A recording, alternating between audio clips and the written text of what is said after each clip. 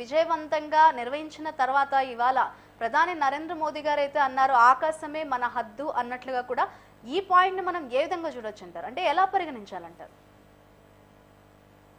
అంటే ఇప్పుడు చాలా మందికి వార్ అంటే భయం అనేది ఉంటుంది. మోర్ ఓవర్ వార్ అంటే ఇష్టపడే వాళ్ళు ఉండకపోతుండే.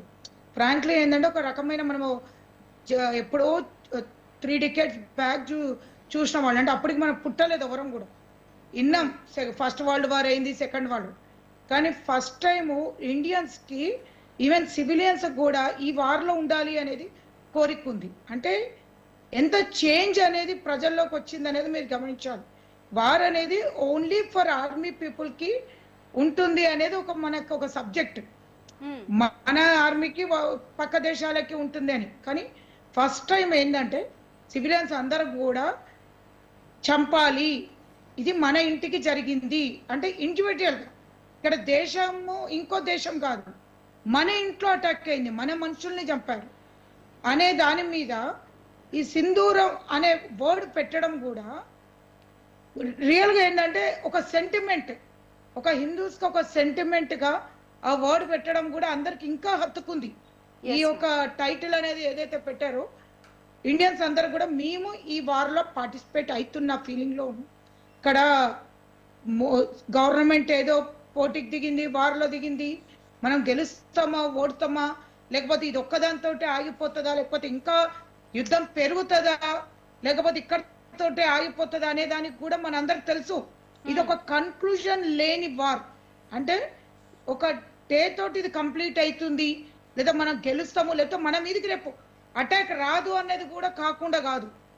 ఈవెన్ మన అందరికి తెలుసు, చెప్పలేము ఎట్ ఎనీ మూమెంట్ మన మీదకి ఏ విధంగా అటాక్ వస్తుంది అనేది కూడా. కానీ ఈవెన్ దో ఇండియన్స్ రెడీగా అయ్యారు, అది గ్రేట్ అండి. That is two great. ఎందుకు? ఓన్లీ మోడీ గారు ఇచ్చిన పిలుపు. ఆయన ఏదైతే అంటే ఒక పర్సన్ ఇండియా ఉన్న ఇన్ని వేల కోట్ల మందిని ఆయన కూర్చొని అంటే ఒక పర్సన్ని నమ్మినం అనేది మనం రియల్గా చేసుకున్న అదృష్టం ఇండియాలో ప్రతి ఒక్కరం కూడా. ఇప్పుడు ఒక పర్సన్ చనిపోయారు మనకేంది అని ఒకప్పుడు ఉంటుండే, ఎక్కడో బొంబాయిలో జరిగింది, ఏముందిలే ఏదో హోటల్లో ఉగ్రవాదులు వచ్చారంటే చేశారు అట్లుండేది. వన్స్ అపాన్ ఎ టైం ఎక్కడో బాంబేలో అయింది, ఎక్కడో ట్యాంక్ బండ్ దగ్గర, మనం హైదరాబాద్లో ఉండి కూడా ఆ ట్యాంక్ బండ్ దగ్గర ఏదో ఉగ్రవాద దాడి అయింది అంటే అంత కేర్లెస్ ఉంటుండేది. అయిందిలే సాయిబాబా టెంపుల్ దగ్గర ఏదో టిఫిన్ బాక్స్ లో పెట్టారంట, అంత కేర్లెస్. కానీ first time in Indian history reacting అందరికి సంతోషంగా ఉంది.